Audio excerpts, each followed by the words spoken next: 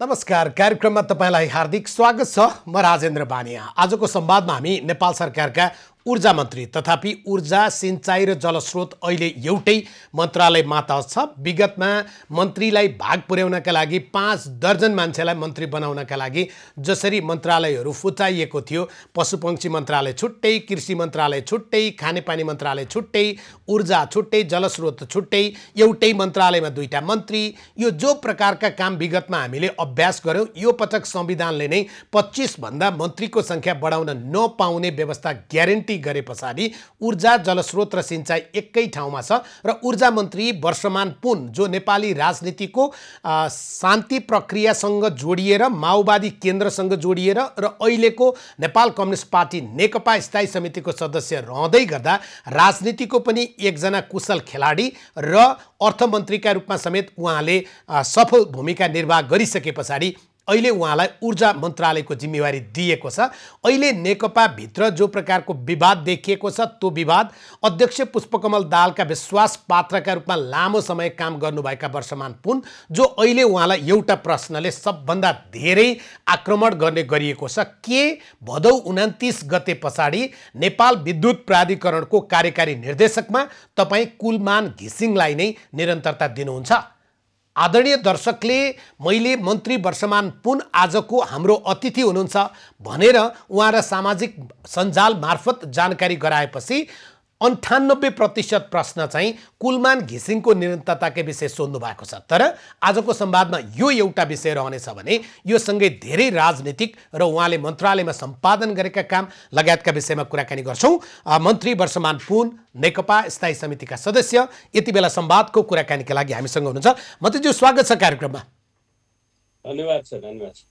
सबभन्दा पहिले तपाईले एउटा शब्द भन्नुभएको छ, मलाई बडो धेरै रमाइलो पनि लागेको थियो। तपाईँ कति धेरै सञ्चार माध्यमसँग या आम नागरिकबाट आउने प्रतिक्रियासँग कति जानकारी राख्नु हुँदो रहेछ भन्ने कुराले पनि अलि बढी मलाई जिज्ञासु बनायो। तपाईले अर्थमन्त्री हुँदा मलाई यो गुरिल्लालाई अर्थमन्त्री बनाएर हुन्छ भनेर भन्नेहरू पनि थिए मलाई, तर मैले अर्थ मन्त्रालय त कम्तीमा पनि धेरै आलोचना नआउने गरी नै त्यहाँको काम सम्पादन गरेर देखाएँ नि जो भन्नुभएको थियो।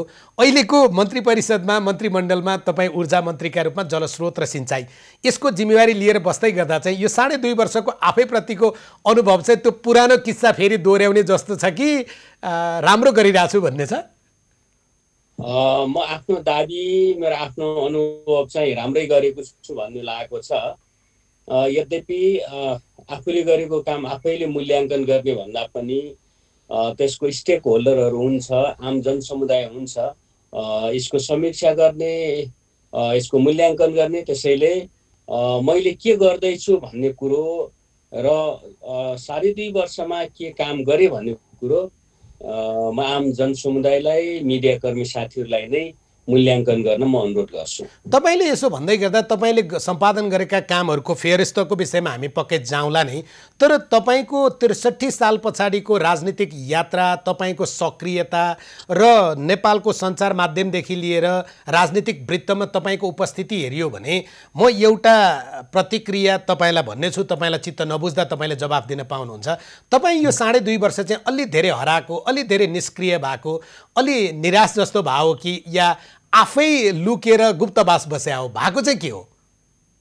म अब नियमित पार्टीको स्थायी कमिटी सदस्य छु, त्यसको रूपमा गर्ने काम गरेकै छु र हामीले यस पटकको निर्वाचनमा राजनीतिक आन्दोलन को चाहिँ एउटा उत्कर्षपछि, संविधान निर्माणपछि विकासको लागि, समृद्धिको लागि, सुशासनको लागि मत मागेका थियौँ। त्यो अनुसार नै मन्त्री भइसकेपछि मुख्य गरी सरकारी काममा नै, आफ्नो मन्त्रालय सम्बन्धी काममा नै म बढी केन्द्रित भएको अवश्य पनि हो।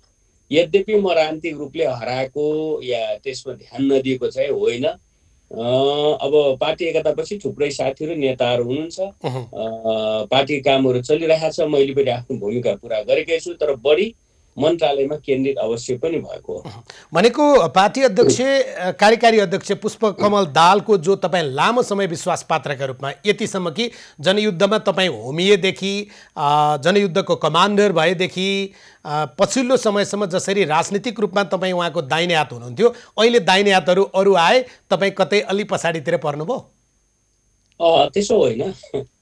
दायाँ देब्रे हात भन्दा पनि हामी आन्दोलनमा सहभागी भएदेखि नै इमान्दारीपूर्वक आफ्नो पार्टीको आफ्नो आन्दोलनको आफूलाई यो सही कुरो हो, यो देशको पक्षमा, जनताको पक्षमा, राष्ट्रियता, राष्ट्रिय स्वाधीनता, विकास समृद्धिको पक्षमा छ भन्ने आफूलाई लागेको विषयमा निर्धक्क भएर काम गर्ने हो, कुरो गर्ने हो। र त्यही अनुसार मैले विगतदेखि पनि काम गर्दै आएको छु, चाहे जनयुद्धमा होला या शान्ति प्रक्रियामा होला। त्यसपछिका काममा पनि आफूले पाएको जिम्मालाई आफ्नो क्षमताले भ्याएसम्म इमान्दारीपूर्वक निर्वाह गर्ने, अरू जिम्माहरूलाई सहायक रूपमा नै लिने मेरो आफ्नो स्वभाव छ। त्यही अनुसार नै यसपटक पनि म मन्त्रीमण्डलमा छु। मन्त्रीमण्डलमा भएर, सरकारमा भएर फेरि पार्टीको कुरो मात्रै, राजनीतिक कुरो मात्रै धेरै गरेर हिँड्नुभन्दा आफ्नो क्षमता, आफ्नो प्रतिभा आफूले पाएको जिम्मेवारीमै देखाउनुपर्छ भन्ने मेरो आफ्नो मान्यता हो। तर त्यति बेला पनि तपाईँ मन्त्रीका रूपमा या अन्य सरकारको जिम्मेवारीमा रहँदा पनि राजनीतिक विषयहरूलाई जोड्न, राजनीतिक विषयहरूलाई संयोजन गर्न, कतिपय बेलामा समीकरण परिवर्तन गरिदिन, यी सबै कुरामा तपाईँ चाहिँ एउटा अनिवार्य, कृष्णबहादुर महरा तपाईँ जस्ता पात्र चाहिँ तत्कालीन माओवादीको अनिवार्य पात्रहरू देखिनुहुन्थ्यो। तर अहिले चाहिँ यति ठुलो विषय, जबकि दुईटा अध्यक्षहरू दुईटा पार्टी बनाउने कि एकै ठाउँमा बस्ने भन्ने विषयको कार्यदल बनाउँदा या राजनीतिक सल्लाह सुझाव या वार्ता संवाद गर्दा तपाईँलाई पछाडि पारियो भनेको तपाईँ अहिले न अध्यक्ष पुष्पकमल दाहाल नजिक, न प्रधानमन्त्री केपी शर्मा ओली नजिक, दुईतिरैबाट परपर हुनुभयो कि क्या हो? म दुवै नेताहरूसँग काम गरिरहेको छु। प्रधानमन्त्रीसँग म 2.5 वर्षदेखि क्याबिनेटमै बसेर काम गरिरहेको छु। उहाँले पनि माया गर्नुभएको छ, मैले सहयोग गरिरहेको छु। मैले सक्ने आफ्नो तर्फबाट काम गरेकै छु, आफ्ना कुराहरू मैले राखेकै छु, चाहे पार्टीको विषयमा, सरकारको विषयमा। त्यसै गरी अध्यक्ष गौरी प्रचण्डसँग बेला बेला छलफल हुन्छ, बहस हुन्छ, सहयोग गर्ने काम भइरहेछ। जहाँसम्म अहिलेको विषय हो, पार्टी अब सँगै रहँदैन, के अरे एकै सँगसँगै जान सकिँदैन जस्तो भएको अवस्थामा हामी 11 जना केही नेता साथीहरू, मन्त्रीहरू 11 जना भएर पार्टी एकता पक्षमा काम पनि गऱ्यौँ। पछि म आफै पनि दुवै अध्यक्षहरूसँग, विभिन्न नेताहरूसँग संवादमा, चाहे शङ्कर पोखरेलजीसँग होला, चाहे विष्णु पौडेलजीसँग होला, चाहे प्रदीप गेवालजी लगायतका नेताहरूसँग, चाहे घनश्यामजी, योगेशजीहरूसँग हामी अलग अलग पनि कोसिस गऱ्यौँ। अरू नेताहरूलाई पनि भेटघाट गऱ्यौँ र अन्तिममा दुवै अध्यक्षहरूलाई एकै ठाउँ आउने खालको वातावरण बनायौँ। त्यसपछि कार्यदल बन्यो। कार्यदलमा चाहिँ मलाई अध्यक्ष प्रचण्डले सोध्नु भएको थियो, तर म मन्त्रीमा छु अहिले। सहीसँग मन्त्री नभएकै साथीहरू बस्दा अलिक फुर्सद पनि हुन्छ र राम्रो पनि देखिन्छ। त्यो चाहिँ नेताहरू हामीसँग जति पनि हुनुहुन्छ पर्याप्त नेताहरू बिचबाट कार्यदल बनाएर काम गर्दा हुन्छ भनेर मैले आफ्नो सुझाव दिएको थिएँ। त्यसो हुँदा म अहिलेका सबै राजनीतिक घटना खबरमा बेखबर छु या भूमिकाविहीन छु भन्ने मलाई लाग्दैन। होइन, तपाईँ बेखबर हुनुहुन्छ भनेर त तपाईँले भने पनि पत्याइँदैन र हुने कुरा पनि भएन। राजनीतिको यत्रो उच्च तहमा पुगेको एउटा महत्त्वपूर्ण पात्र, तर तपाईँले जो कार्यदलको कुरा गर्नुभएको थियो त्यसको विषयमा एउटा मात्रै टिप्पणी गरौँ है, खोदा पहाड निक्ला चुहा, त्योभन्दा बढी त होइन नि है? अब हामीलाई अहिले एकता चाहिएको थियो।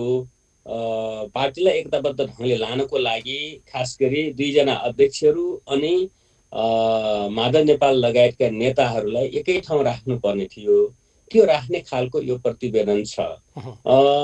प्रधानमन्त्रीसँग कुरो गर्दा पनि ठ्याक्कै सन्तुष्टि देखिनु हुँदैन, किनभने लोकतन्त्रमा प्रधानमन्त्री सर्वेसर्वा हुन्छ, प्रधानमन्त्रीले आफ्नो टिम बनाउँछ, जनताबाट पाएको म्यान्डेट अनुसार काम गर्छ। तर मलाई पार्टीले अलिकति सीमित गर्न खोज्यो कि सचिवालयले आदि इत्यादि भन्ने खालको थोरै अलिकति चित्त नबुझेको जस्तो पाउँछु म। किनभने यो सङ्क्रमण काल हो, पार्टीसँग सल्लाहमा काम गर्नुपर्ने छ। दुई पार्टीको एकता पछिको सङ्क्रमण छ एकातिर यो अवस्था, अर्कोतिर कमरेड प्रचण्डले कि प्रधानमन्त्री कि अध्यक्ष एकल गएर आन्दोलनलाई म नेतृत्व गर्छु, म आफ्नो तरिकाले पार्टीको सेवा या जनताको सेवा गर्छु, पार्टीलाई ड्राइभ गर्छु या सरकार भन्ने अवस्थामा दुवै अध्यक्ष रहने, तर मुख्य गरी कार्यकारी रूपमा उहाँले काम गर्ने भन्दा ठ्याक्कै उहाँले भनेको जस्तो चित्त बुद्ध भए जस्तो लाग्दैन। त्यसै गरी माधव नेपाल कमरेड कोणबाट हेर्दा 2 जना अध्यक्षहरू मिलेर फेरि मलाई एक्लो पारे या कुनामा पारे, एक्लो पार्नुहुन्छ कि भन्ने जस्तो उहाँलाई भएको जस्तो मलाई लाग्छ। त्यसो हुँदा यो ठ्याक्कै एउटातिर ढल्केर नआएको हुनाले यो प्रतिवेदन आफैमा सन्तुलित रहेछ भन्ने हामी अनुमान गर्न सक्छौँ। त्यसैले अहिलेको एकता बचाउन, अहिलेको चाहिँ नेताहरू या पार्टी सबै जनताको अपेक्षाहरूलाई सम्बोधन गर्नलाई यो कुरो ठिकै आएको छ, सन्तुलित आएको छ भन्ने मेरो आफ्नो धारणा हो। सन्तुलित आएको छ भने पनि भयो, जसले जसरी व्याख्या गर्न मिल्ने प्रकारको आएको छ। यो शारीरिक रूपमा दृष्टि क्षमता नभएकाले हात्ती छामेको कथा छ नि, त्यस्तै त्यस्तै आएको भन्दा पनि मिल्यो नि। होइन त्यो त सबैले अपनत्व सबै आफूलाई त्यहाँ नपाएपछि त फेरि अनि कसरी एकता, कसरी सहकार्य हुन्छ त नि। त्यो भएको हुनाले सबैले यो प्रतिवेदनभित्र आफ्नो अस्तित्व, आफ्नो स्थान पाएको छ र कसैले कसैलाई माइनस गर्दैन। पार्टीलाई एउटा संस्था ढङ्गले, विधिसम्मत ढङ्गले पार्टीलाई लाने वातावरण हुन्छ, महादेशसम्म जान्छ। बिस्तारै बिस्तारै दुई पार्टीको भावना पनि एकताबद्ध भएर एक भएर जान्छ। विगतमा पूर्व समूहहरू, पूर्व पार्टीहरूभित्र रहेका अन्तर्विरोध पनि बिस्तारै नयाँ ढङ्गले हल हुन्छ प्रतिवेदनले। तर तपाईँले यसो भन्नुहुन्छ, कार्यदलमा रहेका 4 जनालाई मन्त्री हुने बाटो खोल्ने बाहेक यसले अरू धेरै कुरा केही पनि गरेन भन्ने पनि आयो। त्यो 4 जना या 5 जना साथीहरू मन्त्री हुनै नहुनु पर्ने मान्छे नेताहरू हुनुहुन्न। मन्त्री हुने योग्य हुनुहुन्छ, विगत पटक मन्त्री हुनुभएको साथीहरू पनि हो। अहिले सङ्घीय संसदमा पनि हुनुहुन्छ उहाँहरू। तर फेरि अब उहाँहरू मन्त्री हुनकै यो प्रतिवेदन ल्याएको भन्ने मलाई लाग्दैन।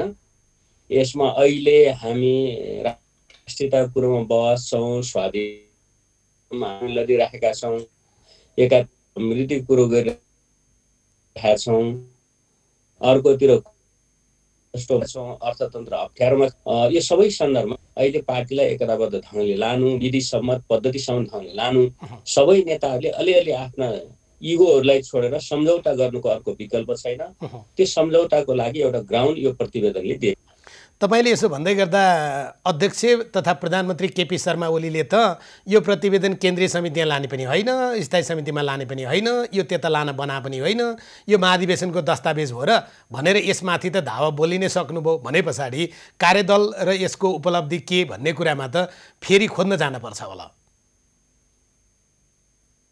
अब ठ्याक्कै त्यसरी नै धावा बोल्नु भयो जस्तो लाग्दैन। हो, प्रतिवेदनहरू कार्यदलहरूका निष्कर्षहरू कुनै कमिटी विशेषले मान्नै पर्छ, बाध्यात्मक हो भन्ने कुरो चाहिँ होइन। सुझावको रूपमा, एउटा छलफलको आधारको रूपमा अवश्य हो। यसमा सचिवालयमा छलफल हुन्छ, स्थायी कमिटीमा छलफल हुन्छ, आवश्यक परिमार्जनहरू हुन सक्छ।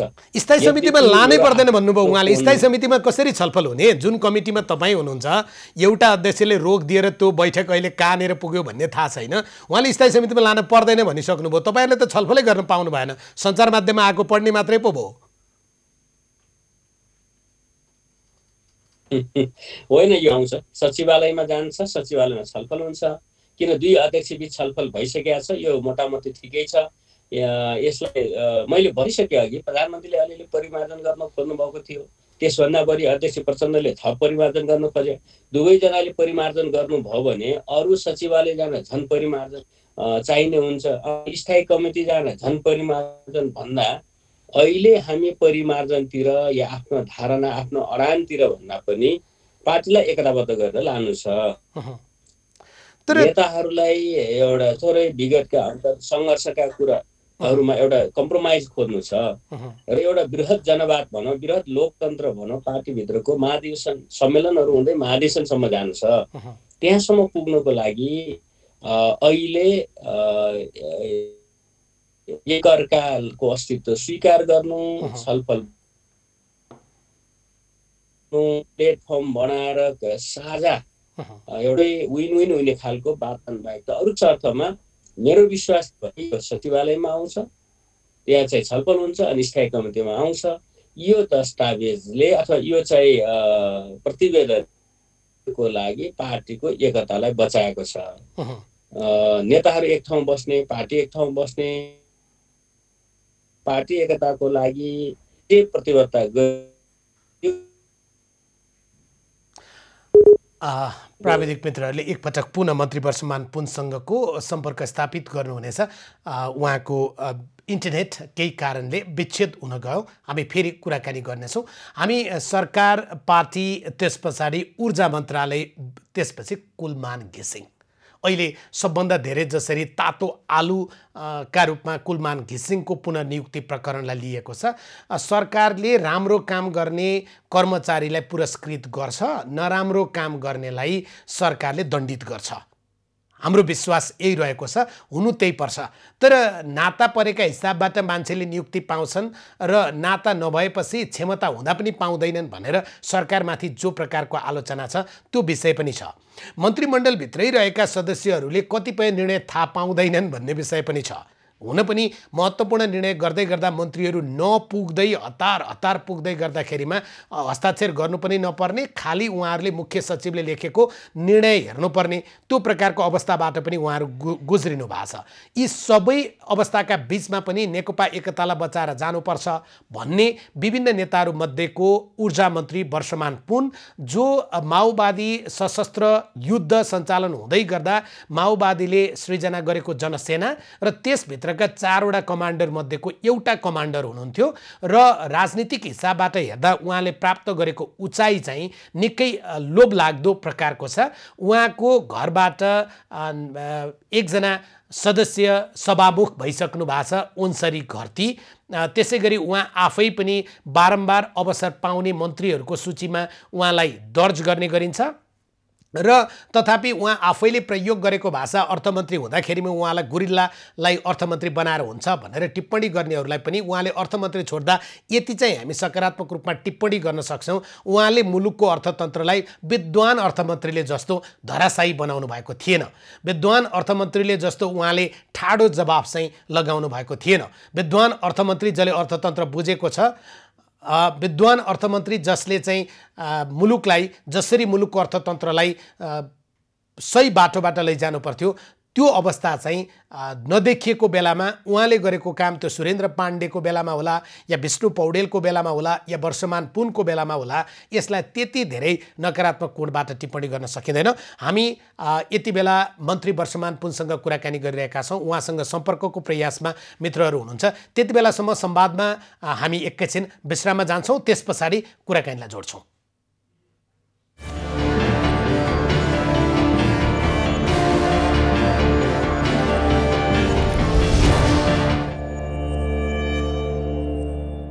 पुनः स्वागत छ। संवादमा छौँ हामी। संवादमा आज हामीसँग ऊर्जा मन्त्री, नेपाल कम्युनिस्ट पार्टी नेकपा स्थायी समितिका सदस्य वर्षमान पुन हुनुहुन्छ। मन्त्रीज्यू हजुर, म बोल्दैछु। जस्तै अब अर्को विषय चाहिँ हामी पार्टीको कुरा अलिकति गऱ्यौँ। तपाईँले एउटा विषय भन्नुभएको थियो, कहीँ म पढ्दै थिएँ, चैत पछाडि एकल अध्यक्ष बन्नुहुन्छ अध्यक्ष प्रचण्ड, या उहाँको दाबी रहन्छ भन्नुभएको थियो। चैतमा महाधिवेशन हुन्छ भन्नुभयो हो? अहिलेको प्रतिवेदनले चैतमा महाधिवेशन हुने भनेको छ। त्यसभन्दा बढी केन्द्रीय कमिटी, गत माघमा बसेको केन्द्रीय कमिटी बैठकले आगामी चैत्र 25 देखि 30 गतेको बिचमा एकता महाधिवेशन हुन्छ भनेर एउटा तालिका निर्धारण गरेको छ। त्यसअनुसार आगामी चैतमा पार्टीको एकता महाधिवेशन हुन्छ, सबै तहका कमिटीहरूको अधिवेशनहरू हुन्छ। त्यही रूपले पार्टी अगाडि जान्छ भनेको। अध्यक्ष पुष्पकमल दाहाल चाहिँ सहमतिमा अध्यक्ष बन्नुहुन्छ भन्नुभयो कि उहाँको दाबी रहन्छ भन्नुभयो कि उहाँलाई चाहिँ प्रतिस्पर्धाबाट अध्यक्ष हामी बनाउँछौँ भन्नुभयो कि के थियो मनभित्र? त्यसमा खास गरी हामी दुईटा पार्टी 50 वर्षको लामो इतिहासपछि एकताबद्ध भएका छौँ। कहिले कुनले सशस्त्र सङ्घर्ष गर्ने, कहिले कुन पार्टीले शान्तिपूर्ण सङ्घर्ष गर्ने। तत्कालीन झापा समूह हुँदै कोके हुँदै माले एमाले बनेको समूहले 28-38 बिचमा सशस्त्र सङ्घर्ष गर्यो। अनि तत्कालीन माओवादीले 52-62-63सम्म सशस्त्र सङ्घर्ष गर्यो।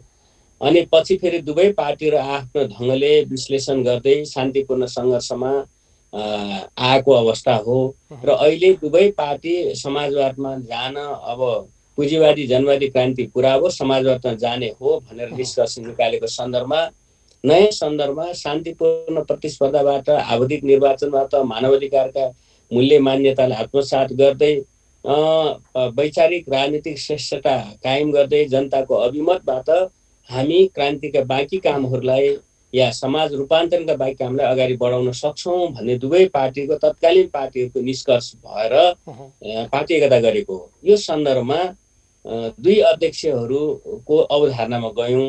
अहिले हामी एक अध्यक्ष प्रधानमन्त्रीतिर मुख्य रूपले, अर्को अध्यक्ष पार्टीको जिम्मा मुख्य रूपले गर्ने गरी अहिले समझदारीहरू भएका छन्, प्रतिवेदन आएका छन्। यो सन्दर्भमा कमरेड केपी ओली प्रधानमन्त्री हुनुहुन्छ, यो 5 वर्षमा प्रधानमन्त्री बन्नुहुन्छ र म अबको प्रधानमन्त्री, अबको अध्यक्ष मेरो दाबी छैन, म दोहोरिँदैन भन्नुभएको छ सार्वजनिक रूपले पनि पार्टीमा पनि। त्यो सन्दर्भमा स्वाभाविक रूपले पार्टीको अध्यक्षको 2 जना अध्यक्ष मध्ये अर्को 1 जना अध्यक्षको दाबी रहन्छ भन्ने मेरो भनाइ हो।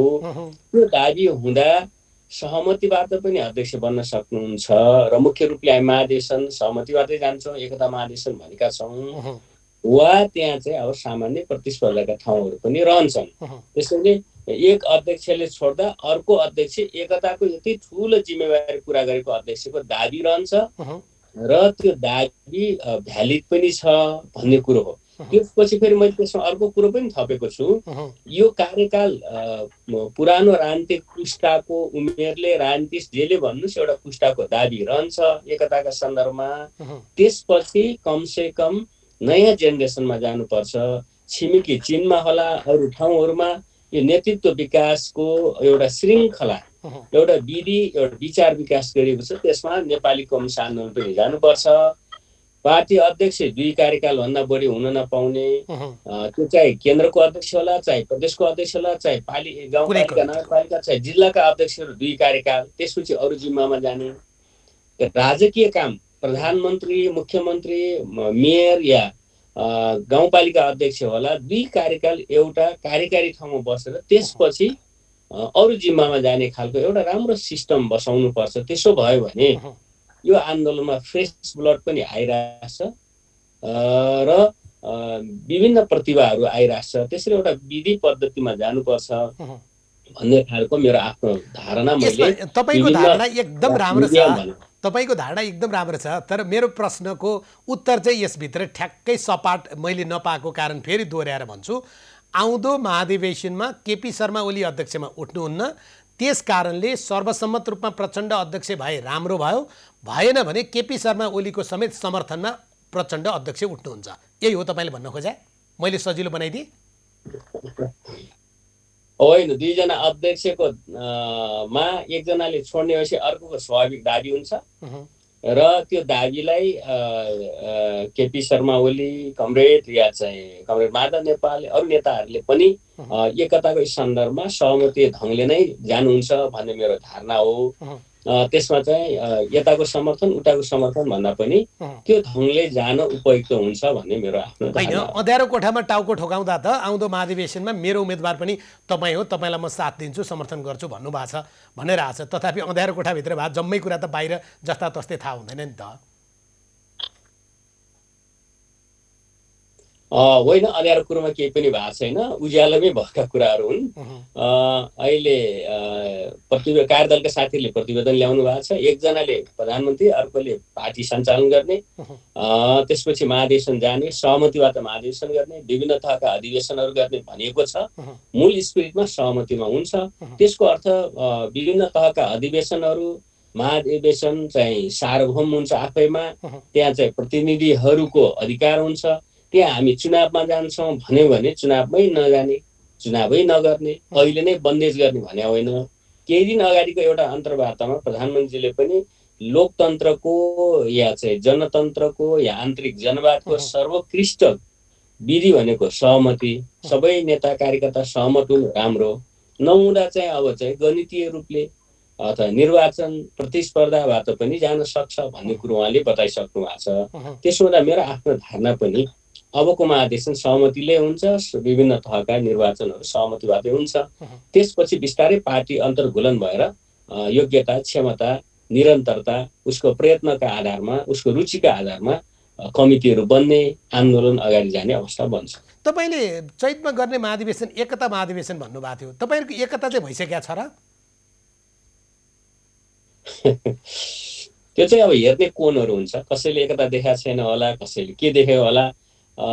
अहिले चाहिँ विचारमा हो एकता हुनुपर्ने, दुवै समूह समाजवाद उन्मुख हुने, समाजवादतिर जाने, समाजवादी कार्यदिशा अपनाउने भनेर आफ्नो महाधिवेशनहरू विगतमा टुङ्गाएको, अहिले समाजवाद उन्मुख जनताको जनवाद भन्ने हामीले एउटा राजनीतिक श्रृङ्खला र एउटा कार्यदिशा निर्माण गरेका छौँ। त्यसमा सहमत छौँ, विचारमा एकता छ।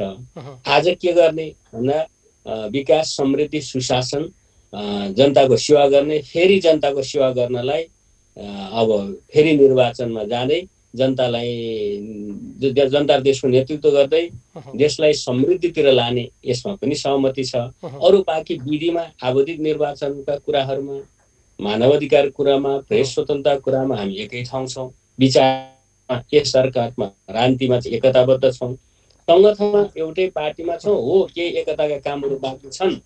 बाँकी कुरो चाहिँ मैले सोधेको कुरा त्यही थियो मन्त्रीज्यू, किनभने तपाईँले एकता महाधिवेशन भन्नुभयो, एकताको कामहरू सकिसकेका छैन। मैले सांसद विरोध खतिवटा तपाईँको पार्टीको केन्द्रीय सदस्य उहाँलाई प्रश्न गरेका थिएँ होइन। उहाँले भन्नुहुन्थ्यो मसँग नेकपाको सदस्यता नै छैन, मसँग त नेकपा एमालेको पो सदस्यता छ, त्यो पनि अब सकिसक्यो भन्नुहुन्थ्यो। तपाईँहरू त कहाँसम्म नि मिल्नु भएको छैन भने यो 10औं महाधिवेशन हो कि पहिलो महाधिवेशन हो? पूर्व एमालेहरू 10औं महाधिवेशन भन्छन्, तपाईँहरूको हिसाबले हेर्नु भने फेरि 7औं भन्ने होला। कतिौँ महाधिवेशन हो चैतमा गर्न ला चाहिँ वर्षमान पुँजी? अब अहिले दुई पार्टी एकपछिको एकता महाधिवेशन हो। त्यसलाई हामीले कसरी काउन्ट गर्ने के भन्ने त हामी त्यतिखेरै छलफल गरौँ, किनभने यो आफैमा प्राविधिक विषय पनि हो, केही भावनात्मक विषय होला।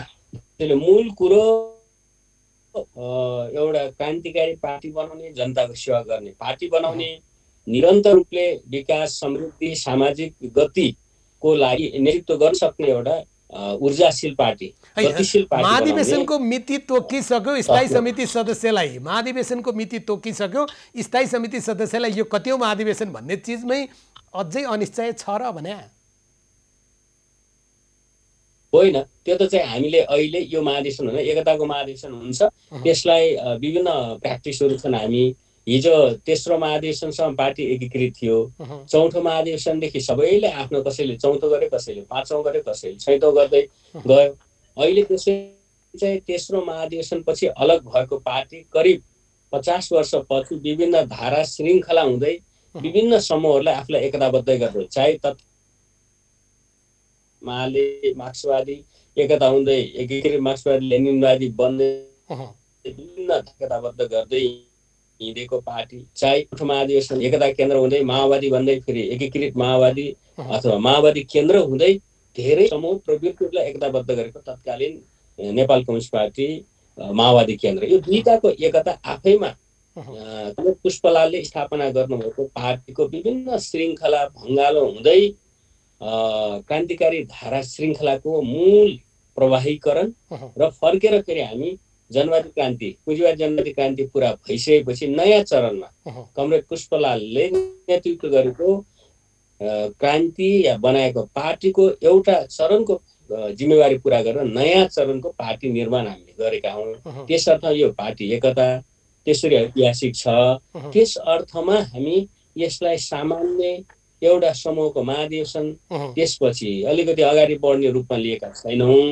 हामी यही रूपमा बुझ्दिन। म सबै साथीहरूलाई अनुरोध गर्छु, चौथो महाधिवेशन भन्ने भने चाहिँ मूल कुरो विचार राजनीति हो, मूल कुरो महाधिवेशन हो। चौथो महाधिवेशन भन्ने भने चाहिँ साँच्चै न्याय हुन्छ कम्युनिस्ट आन्दोलनका हिसाबले हेर्ने हो भने? ठ्याक्कै मैले चौथो महाधिवेशन भन्नुपर्छ भन्नु खोजेको छैन। यसमा छलफल हुन्छ। मुख्य कुरो विचार प्रवृत्तिको कुरो हो, आन्दोलन कुरो हो, पार्टी निर्माण गर्ने कुरो हो, आम जनतालाई पार्टीको वरिपरि गोलबन्द गरेर राष्ट्र निर्माण गर्ने कुरो हो। हजुर, ठिक छ मन्त्रीज्यू। अब एकचोटि मन्त्री परिषदतिरै जान्छु। तपाईँहरू मन्त्री परिषदमा जति सदस्यहरू हुनुहुन्छ, कतिपय त यस्ता दिनहरू पनि आए तपाईँहरूलाई, तपाईँहरू बैठकमा पुग्दा नपुग्दै या हतार हतार पुग्दै गर्दा कति यस्ता महत्त्वपूर्ण निर्णयहरू सुन्नु पर्यो जसको तपाईँहरू सही त गर्ने कुरा भएन, तथापि दर्शक या श्रोताभन्दा बढी हुन पाउनु भएन। यसले चाहिँ मन्त्रीमण्डलमा बस्दा सन्तुष्टि दिन्छ? अब खै सन्तुष्टि असन्तुष्टि विषय भन्दा पनि तपाईँले कुन सन्दर्भलाई उठाउनु खोज्नु भएको हो? हामी संसद क्याबिनेटमा संसद संसद भङ्ग आफूलाई हुँदा लागेको कुरा हामीले संसद भङ्ग गर्ने निर्णय गर्दा संसदको बैठक अन्त भङ्ग भनिनँ मैले, संसदको बैठक अन्त गर्ने निर्णय गर्दा तपाईँहरू त्यही बालुवाटारभित्र हुनुहुन्थ्यो, तर तपाईँहरू त बैठकमा सहभागी हुन पाउनु भएन। अध्यादेशको प्रसङ्गमा तपाईँहरूले बोल्न खोज्दा तपाईँहरूलाई प्रधानमन्त्रीले रोक्नुभयो, तपाईँ घनश्यामजी लगायतले। यो त सबैलाई थाहा छ, किन लुकाउनु पर्यो र?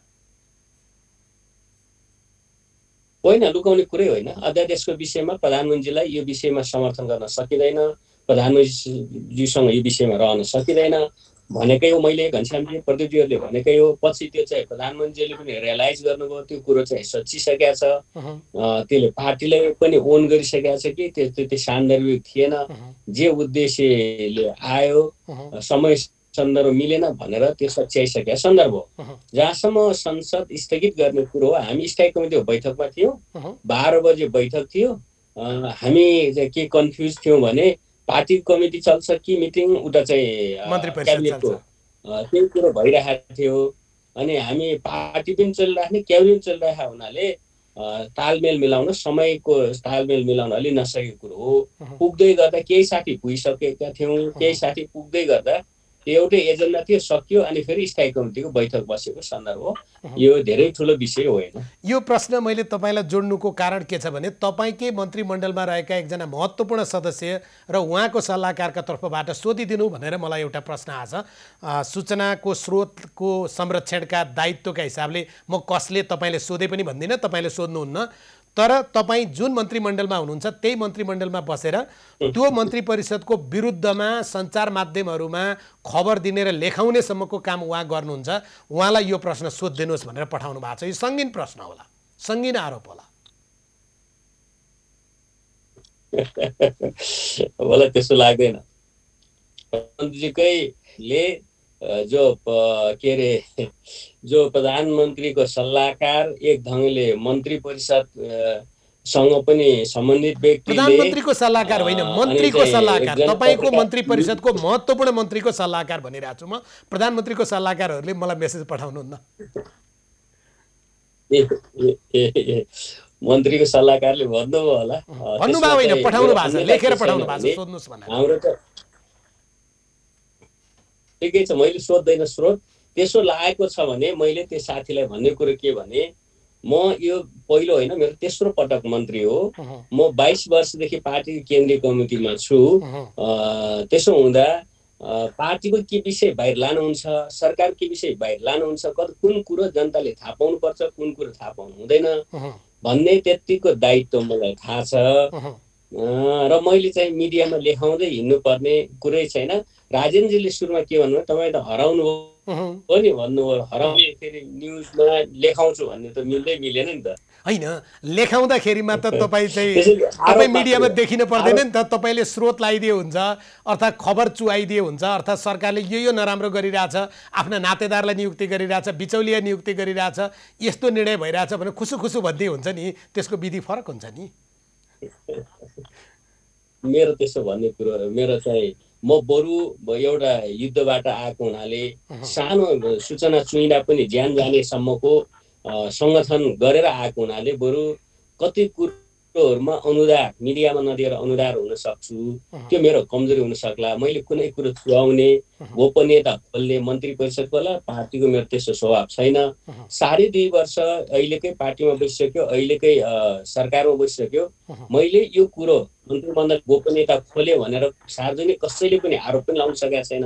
पार्टीको यो विषय बोल्न नहुनेपछि सार्वजनिक बोल्यो, पार्टीभित्र बोले पनि हुन्थ्यो या नेताहरूलाई भने पनि हुन्थ्यो भन्ने कुरा तपाईँ प्रश्न उठाउने ठाउँ मैले बनाएको छैन जस्तो मलाई लाग्छ। तपाईँले सरकारलाई प्रधानमन्त्रीलाई सहयोग गरिरहनु भएको छैन, तपाईँ चाहिँ जुन हिसाबबाट सहयोगी बन्नु पर्थ्यो त्यस्तो भएको छैन भन्ने उहाँहरूको आशय, या सहयोग पाउनु भएन होला, या तपाईँ त्यसरी नै प्रधानमन्त्रीका लागि चाहिँ खुलेर ढाल बनेर उभिनु भएन होला, उभिने ठाउँ पाउनु भएन होला, अनि आरोप खेप्नुभयो होला। त्यसो होइन, मैले चाहिँ प्रधानमन्त्रीलाई सहयोग गर्ने भनेर उहाँको चाहिँ दिनदिनै मिडियामा गएर समर्थन गरेर पनि हुँदैन, या चाहिँ कहीँ भाषण गर्दै गएर हिँड्दैन। मैले गर्ने भनेको मैले पाएको जिम्मेवारीलाई मैले सफलतापूर्वक मेरो मन्त्रालयको जिम्मेवारी पुरा गरेँ भने प्रधानमन्त्रीलाई मेरो मन परे पनि नपरे पनि व्यक्तिहरूले प्रधानमन्त्रीलाई कैयौँ कुरो मैले मन नपराए पनि मैले उहाँलाई सहयोग गरिरहेको हुन्छ, उहाँले मेरो कामले उहाँलाई सहयोग गरिरहेको हुन्छ। त्यसो भएको हुनाले मैले त्यो व्यक्तिगत अघि पछि लाग्ने, प्रशंसा गर्दै हिँड्ने, खुला समर्थन गर्दै हिँड्नेलाई कम विश्वास, कामले नेतृत्वलाई चाहे प्रधानमन्त्री चाहेलाई कामले चाहिँ सहयोग गर्ने मेरो आफ्नो विगतदेखि बानी पनि छ, मेरो व्यवहार पनि छ। त्यो कुरो चाहिँ हेर्न म सबै साथीहरूलाई म अनुरोध गर्छु। म कुनै चाहिँ कसैको पक्ष विपक्षमा म अनावश्यक बोलेर हिँड्ने मेरो आफ्नो स्वभाव छैन। तर हाम्रो प्रधानमन्त्रीज्यूको एउटा गजबको पक्ष छ नि, साह्रै राम्रो पक्ष। उहाँलाई जे चित्त बुझ्दैन नामै खोलेर चित्त दुखाओस्, तर चाहिँ आफ्नो मनमा लागेको कुरा जम्मै भनिदिनुहुन्छ। त्यो प्रकारको उहाँको पार्टीको नेता हुँदादेखि प्रधानमन्त्री हुँदासम्मको शैली छ। तपाईँले पनि पहिला मेरो सरकार ढालेर अर्को सरकार बनाउन खेल्ने मान्छे या समीकरण परिवर्तन गराउने मान्छे तपाईँले हुनुहुन्थ्यो वर्षमानजी भनेर तपाईँ मन्त्री भएपछि पनि भन्नुभयो अरे, होइन?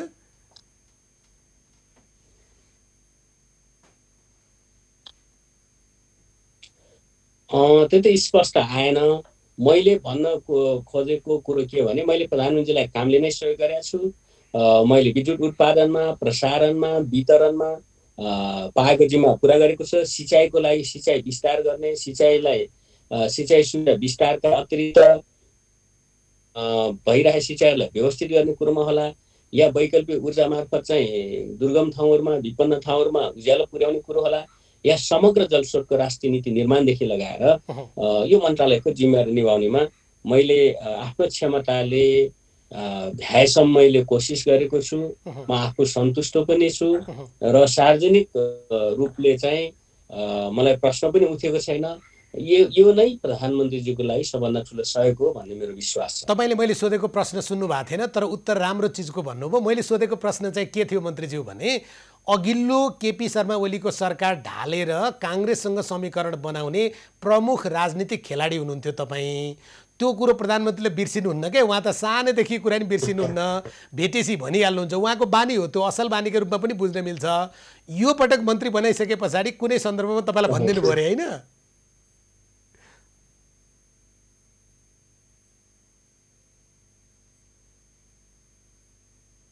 मलाई लाग्छ उहाँसँगको सम्पर्क फेरि विच्छेद भएको छ। म प्राविधिक मित्रहरूलाई उहाँसँग छिटोभन्दा छिटो सम्पर्क स्थापित गर्न किन अनुरोध गर्छु भने अब हामी कुलमान घिसिङ प्रकरणतर्फ जाँदैछौँ। कुलमान घिसिङको पुनर्नियुक्ति हुन्छ कि हुँदैन, कसरी हुन्छ? उहाँले धेरै सञ्चार माध्यमलाई भन्दा भदौ 29 आउन बाँकी नै छ नि भन्नुभएको थियो। अब भदौ 29 आउन 14 दिन बाँकी छ। त्यो अगाडि कम्तीमा पनि तयारी गर्नुपर्ने होला, या एक प्रकारको गृह कार्य दिएर कुनै पनि व्यक्तिलाई लामो समय त्यसका लागि तयार बनाएर त्यो ठाउँमा लैजान सकियो भने कम्तीमा पनि उसले राम्रो काम सम्पादन गर्छ होला। अनि 28, 29 गते या 30 गते पुगेर चिट्ठा हालेको शैलीमा या कुलमानजीलाई नि 1 महिना तपाईँ बस्दिनुहोस् है, कार्यकाल सकिए पनि हामी अर्को मान्छे, हाम्रो मान्छे खोज्दैछौँ भन्ने हिसाबबाट नियुक्त गरियो भने त्यसले साँच्चै नै उज्यालो नेपालको परिकल्पना गर्न सक्दैन होला। तर कम्तीमा पनि एउटा व्यक्तिलाई जसरी देवत्वकरण गर्ने प्रसङ्ग छ त्यो आफैमा पनि सही होइन, जो कुलमान घिसिङ आफैले पनि भनिसक्नु भएको छ। प्रधानमन्त्री केपी शर्मा ओलीको र ऊर्जा मन्त्री वर्षमान पुनको सपनालाई साकार गर्ने गरी मैले काम गरे हो भन्नुभएको छ। जनार्दन शर्मा ऊर्जा मन्त्री हुँदा कुलमान घिसिङलाई ल्याइएको थियो भने उहाँलाई निरन्तरता दिने र उहाँको उज्यालो नेपालको परिकल्पना ऊर्जा मन्त्रीको पनि हो नि। ऊर्जा मन्त्री वर्षमान पुन हामीसँग हुनुहुन्छ। मन्त्रीज्यू, मैले चाहिँ प्रधानमन्त्री बारेमा कुरो गर्दै थिएँ। उहाँको एउटा राम्रो भन्ने के भने सबै कुरो अगाडि नै भनिदिनुहुन्छ। मलाई पनि 1-2 पटक विगतमा सरकार ढालेको, उहाँको पहिलो सरकार ढाल्नेमा मेरो भूमिका भएको भन्ने कुरो गर्नुहुन्थ्यो। मैले त्यतिखेर पार्टीको नीति त्यस्तै थियो, परिस्थिति त्यसै थियो, सँगै जान सकेन, सरकार ढालियो। अहिले जनताको माग, इतिहासको माग एकताबद्ध भएर जाने छ। त्यसैले मैले प्रधानमन्त्रीको रूपले मैले सकेसम्म सहयोग गर्छु। अहिले जनताले एकता खोजेको छ, पार्टीले एकता खोजेको छ। विकास समृद्धिको लागि, सुशासनको लागि मैले काम गर्छु। विगतका कुरा इतिहासको विषय हो, इतिहासमा हामी समीक्षा गरौँमा भनेर मैले स्पष्टै प्रधानमन्त्रीसँग भनेको छु। त्यसैले कसैसँग मिल्नु, कसै एकता हुनु व्यक्तिको इच्छा मात्रै हुँदैन, परिस्थिति पनि हुन्छ। अहिलेको परिस्थितिले कम्युनिस्टहरू, कम्युनिस्ट आन्दोलनमा रहेकाहरू, वामपन्थी आन्दोलनका रहेकाहरू, देशभक्तहरू एक ठाउँमा आउनुपर्छ। देश निर्माणमा सबै एकजुट हुनुपर्छ भन्ने परिस्थितिको माग हो। त्यही अनुसार दुईटा ठुला पार्टीहरू एक भएका छन्। विगतका तिथामिता छन्, थुप्रै अप्रिय कुराहरू पनि छन्, राम्रा कुराहरू पनि छन्। त्यसलाई हामी समीक्षा गर्दै अगाडि बढ्छौँ। आगामी दिनमा त्यसो नहोस्, विगतका कमजोरीहरू या सन्दर्भ नदोहोरिउन् भन्ने नै हामी सबै पक्ष सतर्क हुनुपर्छ भन्ने म ठान्दछु। तपाईँले आफ्नो मन्त्रालयका काम राम्रोसँग गरिरहनु भएको छ। मैले सक्ने जति गरेको छु त्यो म सार्वजनिक परीक्षणका लागि राख्न तयार छु। आलोचना भए सौला भन्ने जो ठाउँबाट बोलिरहनु भएको छ, एकचोटि कोरोनाको महामारीको अलिकति कुरा गर्नु है मन्त्रीज्यू। त्योसँग जोडिएर तपाईँहरूले नै किताब फाल्न लगाइदिनु भयो, किनभने अब यो बुर्जुवा शिक्षा पढेर हुँदैन, राज्य सत्ता परिवर्तन गरे पछाडि सबै वर्गको सरकार आउँछ भनिदिनु भयो र 10 वर्ष ती मान्छे पढ्न छोडेर तपाईँकै जिल्ला रोल्पा रुकुमदेखि लिएर सिज अभियान, विभिन्न अभियानहरूमा मान्छे लड्दै गए, मर्दै पनि गए, कति घाइते भए, बेपत्ता भए। बाँचेकाहरू 62-63 पछि तपाईँहरू सरकारमा पुग्नुभयो, एउटा वर्गको त परिवर्तन भयो, तर ती युवा युवतीको परिवर्तन भएन, उहाँहरू खाडीमा जानुभयो। अहिले कोरोनाले खाडीमा उहाँहरूको चाहिँ रोजगारी गुम्यो। नेपाल आउँदा उहाँहरूसँग हवाई टिकट पनि छैन, आएर 4 तारे होटलमा बस्ने पैसा पनि छैन। तपाईँहरू जस्ता हिजो किताब फाल्न लगाइदिने मान्छेहरू सरकारमा हुनुहुन्छ, उहाँहरूलाई त्यसरी बिचल्ली बनाउँदा चित्त दुख्छ कि दुख्दैन? त्यसरी अमूर्त कुरो र सबै कुरोहरूको चाहिँ हिजो भनेर टाउकोमा हाल्न बेठिक कुरो हुन्छ। 11 वर्ष हिजो राजतन्त्रका विरुद्धका सङ्घर्षमा, हिजोको चाहिँ राजनीतिक सङ्घर्षमा हामीले युवाहरूलाई अपिल गरेकै हो कि मुक्तिको सपना देखाएकै हो, परिवर्तनको सपना देखाएकै हो। त्यो अनुसार राजनीतिक परिवर्तनहरू अवश्य भएका छन्। आज एउटा सामान्य मान्छे, हेलो हजुर हजुर, तपाईँ अस्ति कर्णालीको उमा चाहिँ प्रदेश सभामा सुन्नुभयो होला, राष्ट्रिय रूपमा भाइरल पनि भयो। उहाँसँग हामीले अन्तर्वार्ता गर्यौँ। हो, त्यस्ता मान्छेहरू चाहिँ अहिले आफ्नो अधिकारको कुरो गर्ने ठाउँमा आइपुग्नु भएको छ। महिला, दलित, जनजाति, मधेस आदि चाहिँ अहिले राष्ट्रिय मूलधारमा आएको छ। यद्यपि यो नै अन्तिम सत्य होइन।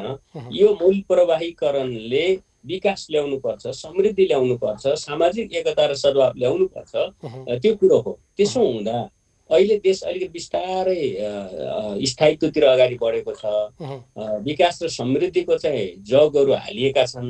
यसलाई एउटा निष्कर्षमा पुर्याउँदा अब हिजो युद्ध लडेका या नलडेका, हिजो आन्दोलनमा सहभागी भएका या नभएका, यो सबैलाई एउटा समृद्ध देश प्राप्त भयो भने रोजगारी त्यहाँ ग्यारेन्टी हुन्छ। त्यसै गरी त्यहाँ चाहिँ सुशासनका कुरा हुन्छन्, व्यापार व्यवसाय गरेर खाने खालको, स्वरोजगार हुने खालको एउटा वातावरण बन्छ। त्यो अवस्थामा त्यो हिजो हामीले देखाएका सपनाहरू पूर्ण हुँदै जाने हुन्। जहाँसम्म ठ्याक्कै आन्दोलनमै लागेका साथीहरू हो, आन्दोलन भन्दा पनि तपाईँहरूको जनयुद्धमा जो मान्छेहरू लड्नुभयो नि, तपाईँहरूले किताब फाल्न भनेकै हो। तपाईँ पनि त्यसरी नै किताब फालेरै आउनुभयो हो। तपाईँहरू लडेको पनि हो। जीवन र मृत्युसँग तपाईँले लुकामारी खेलेकै हो, त्यसमा प्रश्न भएन। तर तपाईँहरूको जीवनस्तर र ती मान्छेहरूको जीवनस्तर चाहिँ अहिले हेर्नुहोस् साह्रै ठुलो फरक भयो। उस्तै भइदिया भए हुन्थ्यो भनेको समृद्ध क्या। त्यो चाहिँ यस्तो होइन। मैले दुईवटा कुरा गर्छु। किताब फालेको भन्नाले हामी किताब फाल्नुहोस् भनेर आम सार्वजनिक रूपले पार्टीले कहिल्यै पनि अपिल गरेन। युवाहरू पढाइ छोडेर आउनुभयो, त्यो चाहिँ हो। तर चाहिँ हामी किताब फाल्नुहोस्, पढ्नु पर्दैन कहिले भनेनौँ। बुर्जुवा शिक्षा पढ्नु पर्दैन भन्नुभएको थियो। बुर्जुवा शिक्षा पढ्नु पर्दैन त भन्नुभएको थियो मन्त्रीज्यू। सबभन्दा धेरै पढ्ने वातावरण हामीले बनायौँ, सिकाउने वातावरण बनायौँ। घरमा कहिले पनि अक्षर चिन्न नजानेको र अक्षर चिन्ने खालको, कहिले साहित्य भन्ने, कला भन्ने नजाने मान्छे साहित्य लेख्ने खालको, त्यस्तो खालको एउटा ठुलो जागरण। यो जनयुद्ध एउटा चाहिँ युद्ध मात्रै थिएन, त्यसले शिक्षाको जागरण, अनुसन्धानको जागरण या चाहिँ एकदम नयाँ नयाँ प्रतिभाहरू आउने खालको जागरण बनाएकै हो। बरु त्यसपछि अहिले शान्ति प्रक्रियापछि अहिले त्यसरी आएका कार्यकर्ताहरू पढ्न अलिकति कम, अलिकति नयाँ कुरो खोज्नेमा अलिकति कम भएको होला। तर सामान्यभन्दा सामान्य मान्छे पनि आन्दोलनमा लागेर पढ्ने, लेख्ने, साहित्य लेख्ने खालको एउटा चाहिँ वातावरण बन्यो। यो एउटा पाटो हो। अब तपाईँको प्रश्नमै आउँदा हरेक आन्दोलन पछि अथवा क्रान्तिपछि पहिले राजनीतिक परिवर्तन हुन्छ, राजनीतिक उपरी संरचना परिवर्तन हुन्छ, अनि आर्थिक आधारहरू या सामाजिक आधारहरू परिवर्तन हुँदै गर्दा सामाजिक रूपले ठुलो समूह, पछि परेको समूह पनि मूलधारमा आउँछ। हामी देख्दै गएका छौँ। अहिले 26% महिलाहरू निजामती सेवामा आएको छ। कसरी सम्भव भयो त यो? 40% महिलाहरू अहिले राजनीतिक नेतृत्वमा छ विभिन्न तहमा, कसरी सम्भव त होइन? यो त परिवर्तन हो। ठिक छ मन्त्रीज्यू, तपाईँले भनेका सबै चिज छन् क्या, तर तपाईँसँग तपाईँका लागि हिजो तपाईँको ज्यान जोगाउनका लागि समृद्ध ल्याउनु पर्छ, यसले आर्थिक परिवर्तन ल्याउनु पर्छ र सबै जनताको जीवन हिजो युद्धमा हिँडेको या नहिँडेको सबैको जीवनमा परिवर्तनको एउटा वातावरण बन्छ। हो, कतिपय साथीहरू दुःखका साथ भन्नुपर्छ, आन्दोलन कति साथीहरू सेनामा समायोजन हुन रुचि नगरेर चाहिँ के अरे उहाँ स्वैच्छिक आउनुभयो। त्यो साथीहरूले आफू राम्रोसँग घर व्यवहार गर्न सक्नु भएन। खाडी जानुभएको छ, खाडीमा रोजगारी गुमाएको छ अहिले उहाँहरूको। नेपाल आउन भन्नुभएको छ, जहाजको यो सरकारले जहाजको टिकट त्यो पनि तपाईँ चाहिँ नियमित उडानमा तपाईँ चाहिँ नियमित भाडाभन्दा बढी अनि 4 तारे होटलको बिल त्यो थमाइदिएपछि आउन सक्नुहुन्न नि। त्यो त तपाईँहरू त्यहाँ सरकारमा हुनुहुन्छ, तपाईँहरूले समन्वय र सहजीकरण त गरिदिनु पर्छ होला। यो तपाईँले सबै कुरो खाडीमा विभिन्न देशमा अहिले 50 लाख छ। त्यतिखेर हामीसँग जनयुद्धमा लागेको, जनमुक्ति सेनामा लागेको, भेरिफिकेसनमा भएको 34,000 जति थियो। समग्र कार्यकर्ता देशभरि लागेको 50,000 होला। अनि 50 लाख अहिले खाडीमा भएको सबैलाई जनयुद्धमा लागेको, पढाइ छोडाएको भनेर हाम्रो टाउकोमा हाल्न जो खोज्नु ठीक छ। अरू नेपाली नागरिक पनि तपाईँहरूकै जिम्मेवारीमा पर्छन् जो खाडीमा छन् या दुःख पाछन्। हो, त्यसरी भयो भने राम्रो हुन्छ। तपाईँ हिजो हिँडाउनु भयो, तपाईँ यहाँ हुनुहुन्छ, तपाईँ कार्यकर्ता उता छ भने जस्तो गर्नुहुन्छ। ठिक छ मन्त्रीज्यू, मूल रूपमा युवाहरूलाई देशभित्र रोजगारी सिर्जना गर्ने कुरो, देशभित्र स्वरोजगार बन्ने कुरो हो। त्यसको लागि युद्ध लडेका या नलडेका सबै युवाहरूको लागि यो सरकारले सोध्नुपर्छ। म मन्त्रीको हिसाबले मैले सोध्नुपर्छ, नेताहरूले सोध्नुपर्छ भन्ने कुरो म सहमत छु।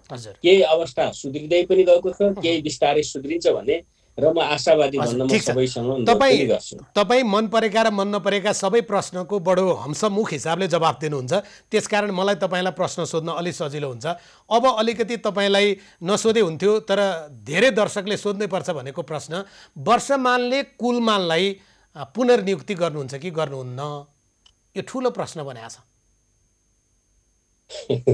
अब यसमा चाहिँ यो पनि रमाइलो बहस भएको छ। दुईटा छ यसमा। 29 गते, यही 29 गतेसम्म उहाँको कार्यकाल छ। प्रधानमन्त्रीसँग मैले स्पष्ट रूपले कुरो गरेको छु। जनताको पनि यस्तो कुलमानजी एकपल्ट दोहोरी हुँदो हो भन्ने माग छ। मैले पनि अहिलेको सरकारलाई पनि मन्त्रीको हिसाबले मलाई पनि सहयोग गर्नुभएको छ, राम्रो रिजल्ट पनि दिइराख्नु भएको छ। त्यसैले अहिलेको सरकारको टिममा कुलमानजी हुँदा राम्रो हुन्छ भनेर मैले प्रधानमन्त्रीसँग कुरो गरिसकेको छु। भनेको तपाईँले उहाँलाई भनिसक्नु भएको छ कुलमानलाई दोहोर्याउँ, जनताको पनि यही माग छ, मलाई पनि उहाँ चाहिँ राम्रो काम गरेको भन्ने लागेको छ भनेर भनिसक्नुभयो।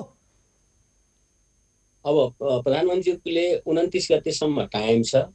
विगत सरकारले 4 वर्षको लागि नियुक्ति गरेको हो, त्यो उहाँले आफ्नो कार्यकाल पुरा गर्नुहुन्छ।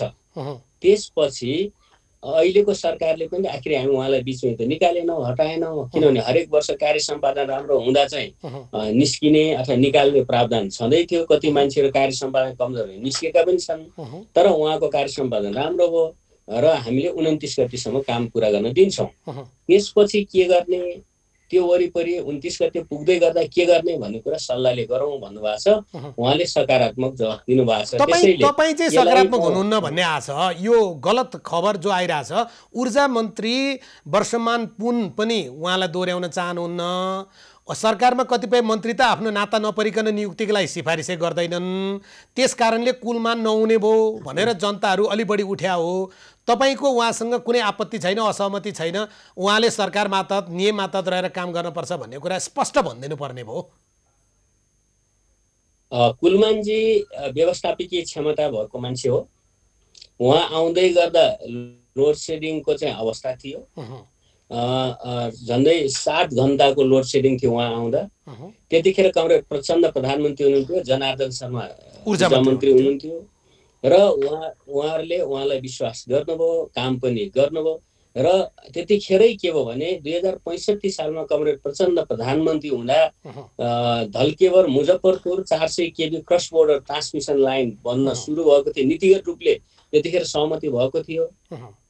कमरेड केपी ओली पहिलो पटक प्रधानमन्त्री हुँदा भारतसँग एउटा इनर्जी एक्सचेन्जको सहमति भएको थियो कि हामीले चाहे जति विद्युत इन्डियाबाट ल्याउन सक्ने गरी सम्झौता भयो 2072 मा।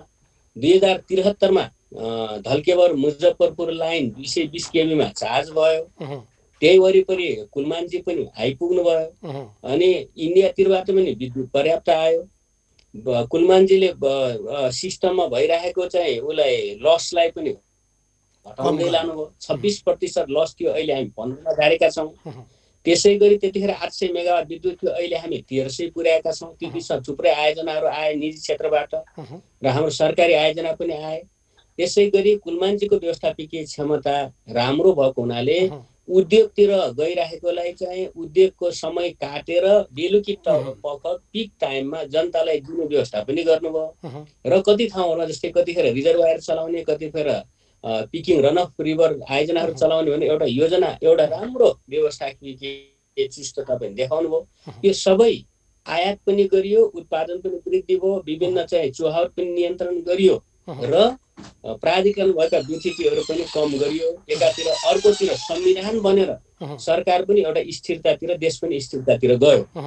यो सबै योगमा राजनीतिक नेतृत्वको पनि योगदान छ, कुलमानजीको चाहिँ त्यहाँ क्षमता र पक्का पनि मन्त्रीज्यू तपाईँ कुलमानजीले त्यसलाई स्पष्ट भनिसक्नु भएको छ, विज्ञप्ति नै निकालेर भन्नुभएको छ ऊर्जा मन्त्री र प्रधानमन्त्री ज्यूकै निर्देशन योजना सपना अनुसार मैले काम गरे हो, एउटा कर्मचारीले गर्ने त्यसरी नै हो। तपाईँले यति राम्रो काम उहाँले गर्नुभएको छ भनेपछि म उहाँलाई दोहोऱ्याउने छु भनिदिनुहोस् त, तपाईँलाई स्याबास भन्छ नेपाली जनता। अब म त्यही आएँ हो, त्यसैले यो मैले उहाँका शुभचिन्तकहरूलाई, मेरा शुभचिन्तकहरूलाई, आम जनतालाई मैले के भन्न खोजेँ भने अब म भए पनि, कुलमानजी भए पनि, हामी दुवै नभए पनि अब नेपालमा लोड सेडिङ हुँदैन। यस्तो अमुक कुरा नभन्नुहोस् न। तपाईँ कुलमान घिसिङलाई दोहोऱ्याउन चाहनुहुन्छ कि चाहनुहुन्न, यो जनताको प्रश्न हो भने क्या, मेरो प्रश्न होइन, मेरो पनि प्रश्न हो। म त्यही अहिले उठेका प्रश्नहरू म जवाफ दिनेछु। त्यसै गरी अब लोड सेडिङ हुँदैन, लोड सेडिङ आउँदैन। अर्कोतिर अब हामी अब बिस्तारै ऊर्जा क्षेत्रमा आत्मनिर्भर हुँदै गएका छौँ। यो वर्ष मात्रै 1 अरबको विद्युत, करिब 1 अरबको भारतमा बेचेका छौँ। अर्को वर्ष अझ धेरै बेच्छौँ। त्यसैले हामी विद्युत बेच्ने पनि हुन्छौँ, ल्याउने पनि हुन्छौँ। अब हाम्रो अगाडि हिजोका सफलताहरूलाई फेरि चुनौतीको रूपमा बिजुली पुगेको छ, अझै पनि 30 लाख जनतामा बिजुली पुगेको छैन, त्यहाँ पुर्याउने एउटा चुनौती। मन्त्रीज्यू समय सकियो, मन्त्रीज्यू समय सकियो। त्यसकारणले अर्को संवादमा यो जम्मै योजनाको कुराकानी गरौँ। एक शब्दमा भनिदिनुहोस्, तपाईँ कुलमान घिसिङलाई पुनर्नियुक्ति गर्ने प्रस्ताव मन्त्री परिषदमा लानुहुन्छ कि लानुहुन्न? त्यो सबै काम मैले जति छ नयाँ चुनौतीहरू सामना गर्नको लागि कुलमानजीको आवश्यकता छ। मैले प्रधानमन्त्रीसँग सल्लाह गरेर त्यो प्रस्तावलाई अगाडि बढाउने मेरो चाहिँ तयारी छ। तपाईँ लानुहुन्छ? यो हतार गरेर दबाब दिएर हल्ला गरेर गर्ने चिज होइन। राम्रो चिजका लागि जनताले दबाब दिन्छन्। जनताले सञ्चार माध्यमबाट, सामाजिक सञ्जालबाट भएन भने सडकबाट पनि दिन्छन् राम्रो कुरालाई। त्यसलाई त सकारात्मक लिनुहोस् न। हिजो कुलमानलाई दबाब दिएर ल्याएन, सरकारले ल्याएको हो। आज कुलमानजीलाई निरन्तरता दिने सरकारले हो, अरू कोही साथीलाई गर्ने पनि सरकारले हो। त्यसैले यो बाहिर हल्ला गरेर अनावश्यक गर्न जरुरी छैन। कुलमानजीको बारेमा सरकारले सोच्छ, तपाईले प्रस्ताव लानुहुन्छ, निर्णय गर्छ। तपाईले प्रस्ताव लानुहुन्छ। यो प्रधानमन्त्रीलाई आरोप गर्ने, मलाई आरोप लाउने, पक्षको विपक्षी गर्ने कुरा सबै कुरो झुट कुरो हुन्, वाहियात कुरो हुन्। प्रधानमन्त्री म पक्षमै भएर नै कुलमानजीलाई अहिलेसम्म राखेर काम लगाएको हो, फेरि पनि हामी काम लगाउँछौँ। उहाँलाई प्रस्ताव लिएर जानुहुन्छ, कम्ती पनि ऊर्जा मन्त्रीले प्रस्ताव लिएर जानुहुन्छ? यस, कुलमानजी काममा हुनुहुन्छ। कुलमानजी राष्ट्र निर्माणमा सरकारको सहयोगी बन्नुहुन्छ। तपाईँलाई धन्यवाद। कुरो बुझिसक्नुभयो जस्तो। हस्, धन्यवाद। धन्यवाद सर। वर्षमान पुन ऊर्जा मन्त्रीसँगको यही कुराकानीसँगै कार्यक्रम सकिन्छ। धेरै दर्शकका प्रश्न आज सोध्न सकेनौँ, माफी चाहन्छु। तपाईँले सामाजिक सञ्जालमा टिपाएका या व्यक्तिगत रूपमा टिपाएका प्रश्न आज सोध्न सकिनँ। अर्को श्रृङ्खलामा पक्कै सोध्नेछु। तपाईँ प्रश्न पठाउन नछोड्नु होला, हामी सोध्न छोड्दैनौँ। कार्यक्रम सकिन्छ। खबरभित्रको खबरका लागि हेर्दै रहनुहोला एबी न्युज खबर। नमस्कार।